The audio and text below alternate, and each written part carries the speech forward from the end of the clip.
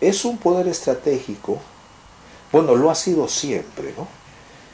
Por ejemplo, si uno ve cómo es que las potencias coloniales han conquistado en los siglos XVI, XVII, XVIII y hasta XX, han transmitido su religión, han transmitido su lengua, han transmitido su visión del mundo, nos han transmitido su tecnología, sus saberes, algo así como si nos hubieran prestado sus ojos para nosotros mirar como ellos. El poder colonial ha sido así y se ha utilizado mucho el poder de la religión, la evangelización, las imágenes, las lenguas, por supuesto. O sea que la cultura en el pasado siempre ha tenido ese poder de poder vencer o poder derrotar a comunidades grandes sin necesidad de disparar un tiro, sin necesidad de desenvainar la espada, sin necesidad de un rifle. Eso ha sido el poder de la cultura, el poder, por ejemplo, de la evangelización, el poder de transmisión que ha habido para pasar un sistema de pensamiento y de visión de una colectividad a otra y así sojuzgar a esta nueva comunidad. Entonces en el pasado se ha utilizado mucho la cultura y en esta época, con las nuevas tecnologías, con el poder de la imagen, con todo este nuevo mundo imagológico, este poder ha aumentado. Entonces ahora, para hacer política, para hacer educación, para atraer turistas a tu país, para convencer a tus concurrentes, se necesita la persuasión de la imagen. Y esa persuasión de la imagen es un discurso, es un relato, es una narrativa. Y eso pues hace decir que la cultura sea un poder estratégico. Y estratégico también porque la cultura te permite lograr objetivos, poder, digamos, convencer al otro sin necesidad de apelar a la violencia ni a la coerción. Bueno, en el caso de América Latina, este poder simbólico puede ser todavía más eficaz. Si uno se da cuenta, América Latina tiene una presencia en el mundo, digamos, bastante distinguida, ¿no? Diferenciada. Por ejemplo, por lo menos desde el siglo XVI en adelante, América ha sido el lugar donde el Renacimiento y el siglo de las luces ha pensado que es un mundo edénico, ¿no? De las plantas, la naturaleza, los grandes ríos, las grandes montañas, o sea, la alteridad, las otras culturas, el indígena. Bueno, ellos llamaban indígenas porque originalmente pensaban que venía de la India. Los pueblos americanos antiguos, los mayaquiche, los aguarunas, los quechuas, los aymaras, los guaraní, etcétera, etcétera. Entonces la alteridad.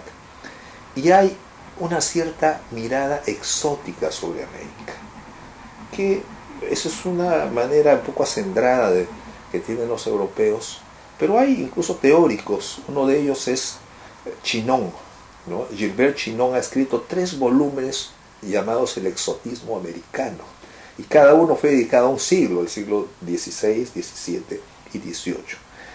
Pero si lo vemos ahora de modo contemporáneo, vamos a ver, por ejemplo, que el mundo baila con músicas que vienen de América Latina, ¿no es cierto? Con el bolero, el cha-cha-cha, el danzón, la salsa. O sea, hemos producido ese tipo de músicas, resultado de nuestros encuentros, ¿no?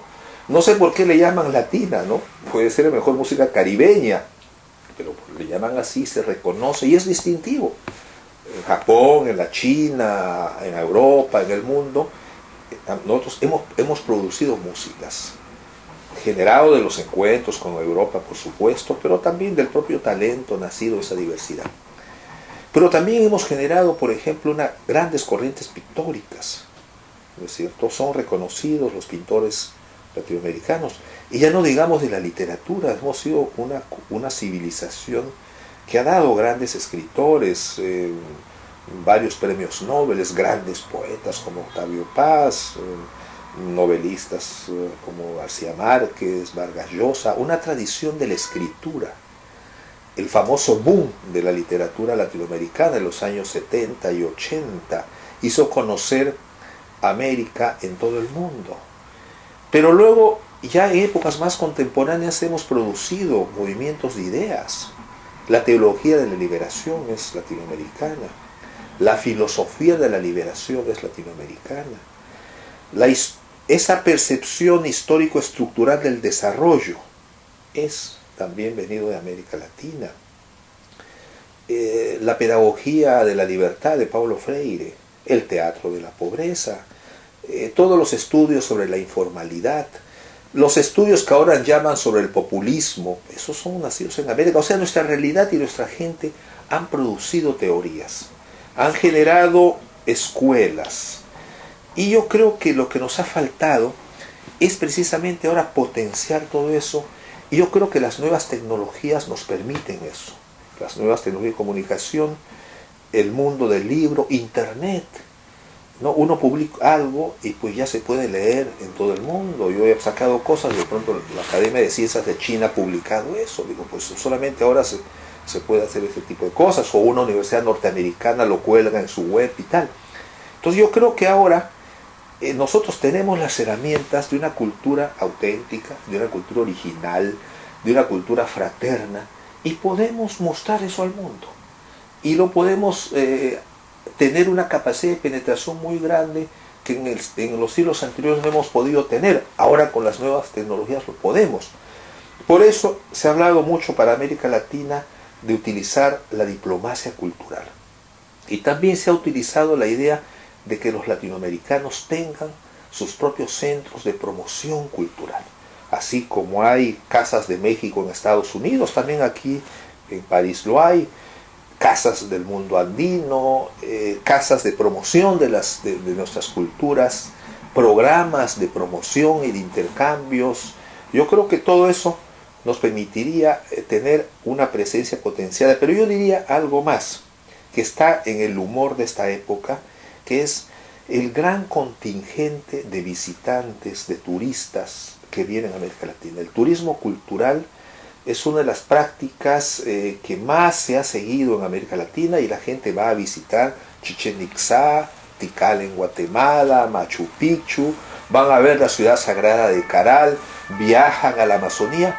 O sea, somos un continente perfectamente cinematográfico, con imágenes, con músicas, con literatura, y yo creo que todo eso nos ayuda a potenciarnos, y en ese sentido pues la cultura es un recurso estratégico, pero es algo más, también es un compromiso. Los países tienen que tener políticas culturales que tengan en cuenta esos elementos. Mire, con el aumento del poder simbólico se ha desarrollado en el mundo lo que se ha llamado la diplomacia cultural, es decir, cómo aprovechar esa especie de soft power, ese poder versátil, ese poder ligero que tiene la cultura. La cultura es persuasiva, influye en grandes cantidades, ¿no? Y la diplomacia norteamericana, por ejemplo, ha utilizado mucho ese concepto. Joseph Nye ha utilizado ese concepto, ¿no? Que es este intelectual liberal norteamericano que fue subsecretario de Estado. Pero también lo utiliza la China, por ejemplo, ¿no? El poder simbólico de la China, la acupuntura, Confucio, sus institutos, ¿no? España también ha tenido muchas experiencias en este campo. La imagen de España cuando regresó a la democracia, pues con el quinto centenario, la Feria Mundial de Sevilla, los Juegos Olímpicos, los institutos Cervantes.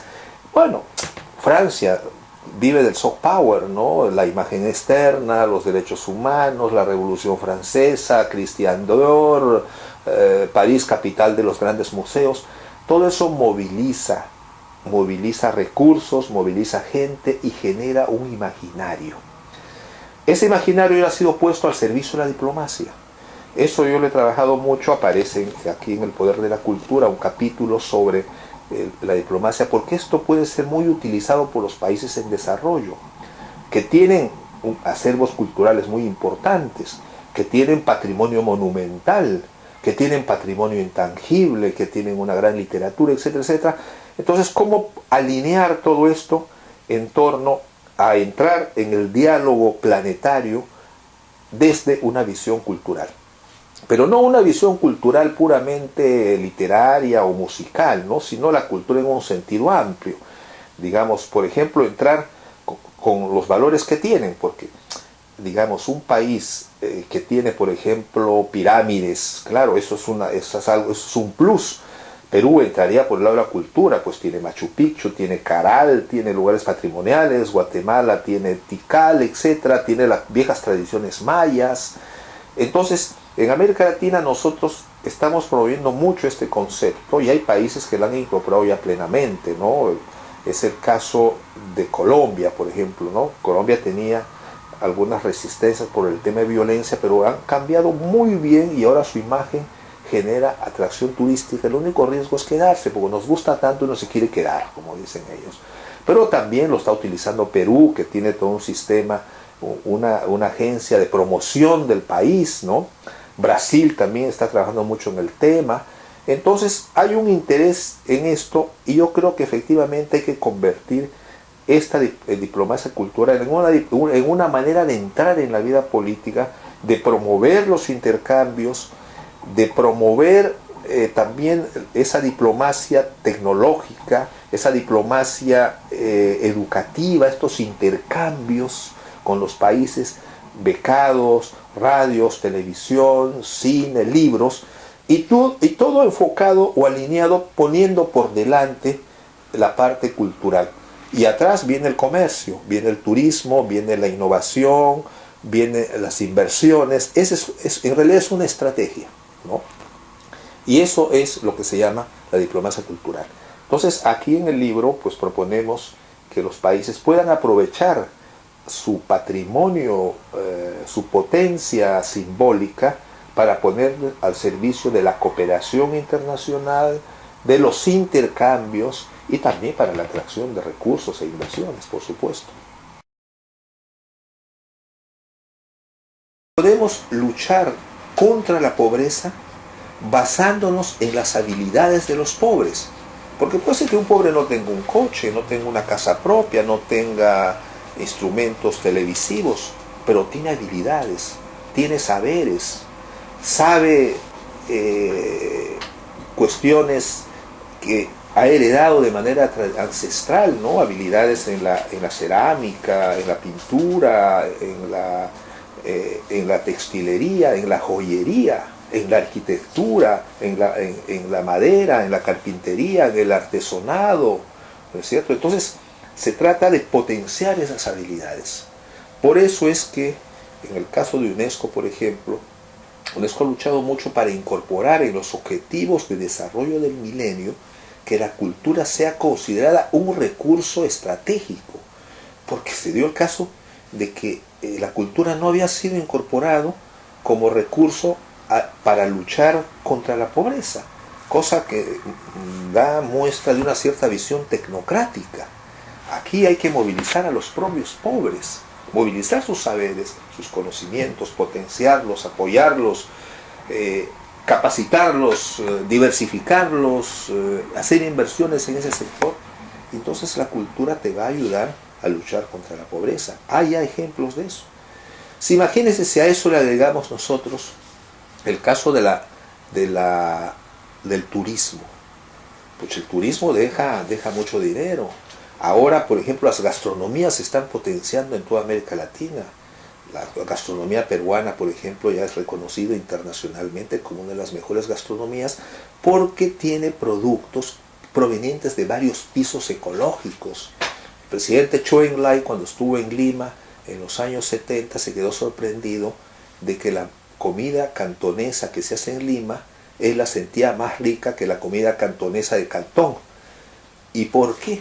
Porque luego le explicaron pues, que se hace con productos que vienen de una biodiversidad y en consecuencia los elementos con que se prepara esta comida china son muy ricos y sabrosos y vienen de esta biodiversidad. Yo creo que en creatividad cultural nosotros somos ricos, hay una práctica, hay estrategias de sobrevivencia y la gente tiene iniciativas. Pero yo quisiera llamar la atención cómo esta creatividad tiene que ser una creatividad ampliada, a la economía, a la política. ¿Por qué? América Latina en este momento es exportadora de materias primas. Nosotros podemos continuar exportando materias primas, cobre, petróleo, gas, etcétera, etcétera.